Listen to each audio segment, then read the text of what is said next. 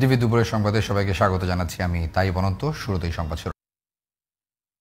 দর্শক, আমরা এখন সরাসরি চলে যাব খুলনায়, যেখানে রয়েছেন আমাদের সহকর্মী লিয়াকত আলী। লিয়াকত, আশা করি আপনি শুনছেন আমাদের। খুলনা থেকে আমাদের জানাবেন কি অবস্থা রয়েছে সেখানে।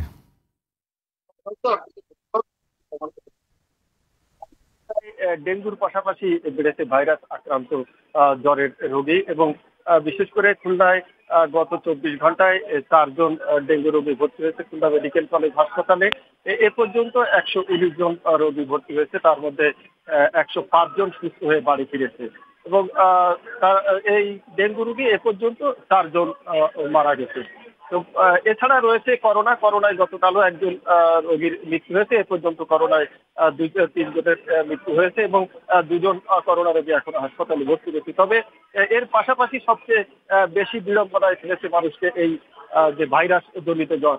আমি কথা বলেছি খুলনা এই মেডিকেল কলেজের হাসপাতালের আবাসিক সার্জন ডাক্তার ইশতিয়াক আহমেদের সাথে। তিনি জানিয়েছেন এ পর্যন্ত আজ প্রায় শতাধিক রোগী এই জ্বরে আক্রান্ত হয়ে খুলনা মেডিকেল কলেজ হাসপাতালে চিকিৎসায় এসেছে। আউটডোরেও চিকিৎসা হয়েছে এবং ভর্তিও রয়েছে। এছাড়া খুলনা যে সরকারি 9টি উপজেলায় 9টি হাসপাতাল রয়েছে, সেখানেও ভর্তি রয়েছে প্রায় 200-র মতো রোগী বলে জানিয়েছেন সিভিল সার্জন অফিস। তো এই খুলনায় এই ডেঙ্গুর সাথে সাথে যে ভাইরাস জনিত জ্বর, এতে বেশ প্রভাব ফেলেছে খুলনায়, এবং ডেঙ্গু জ্বরও অনেকে মনে করে সেটাকে চিকিৎসার জন্য আসছে, এবং তারা পরীক্ষার জন্য আসছে।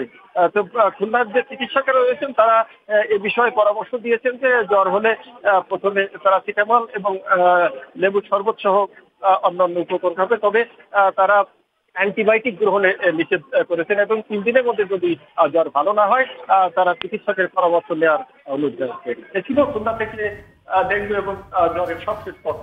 ধন্যবাদ আপনাকে। খুলনা থেকে ভাইরাল ফ্লু, জ্বর এবং শরীর ব্যথা নিয়ে বিস্তারিত জানাচ্ছিলেন সহকর্মী লিয়াকত।